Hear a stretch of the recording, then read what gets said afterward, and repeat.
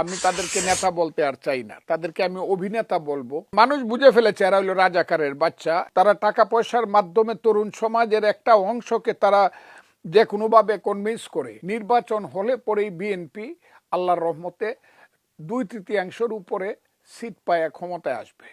কিন্তু যারা 5ই আগস্ট ঘটাইছে কালো শক্তি, সেই কালো শক্তির নাম হলো জামাত ইসলাম, এবং তাদের যে অগ্রগামী শক্তি তার নাম হলো ইসলামী ছাত্র শিবির, যাকে সার্জিস আলমরা যারা এইটার অভিনয় করছে 5ই আগস্টের অভিনেতা যারা, আমি তাদেরকে নেতা বলতে আর চাই না, তাদেরকে আমি অভিনেতা বলবো। সেই আলবদরা আলসাম জামাত ইসলাম আমরা মনে করেছিলাম 54 বছরে তাদের পূর্বপুরুষের পরাজয়ের গ্লানি তারা ভুলে গেছে, কিন্তু না, এইটা আরো দ্বিগুণ আকারে সেই গ্লানিটা তাদের মধ্যে এসেছে। যে কারণে এই যে 54 বছর আজকে আমি বলতে চাই তারা চক্রান্ত করে এই দেশে নিজেদেরকে প্রতিষ্ঠিত করেছে। সেই প্রতিষ্ঠার পিছনে জাতীয় আন্তর্জাতিক ষড়যন্ত্র আছে। সেই ষড়যন্ত্রেরই বহিঃপ্রকাশে তারা এমন একটা শক্তি হিসাবে দাঁড়াইছে, তাদের অর্থ বিত্ত সবকিছু আছে।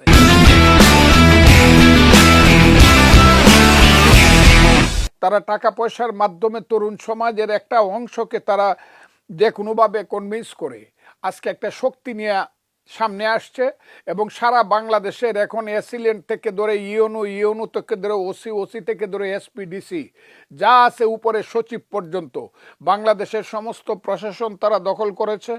বাংলাদেশের bank, Bangladesh bank, insurance company, share market, hospital, বিশ্ববিদ্যালয়, কলেজ, বিশ্ববিদ্যালয়ের ছাত্র সংগঠন সব কিছু তারা দখল করে তারা এখন মনে করছে আমরা তো একটা আনঅফিসিয়াল ক্ষমতায় আছি, কিন্তু অফিসিয়াল ক্ষমতায় আমরা জীবনও যেতে পারবো না।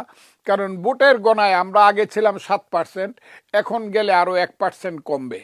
কারণ মানুষ বুঝে ফেলেছে এরা হলো রাজাকারের বাচ্চা। এরা 54 বছর পরেও রাজাকারের সেই কুকীর্তিকে তারা ভুলে নাই, তার প্রতিশোধ নিতে চায়। সেই কারণে তারা নির্বাচনে যেতে চায় না।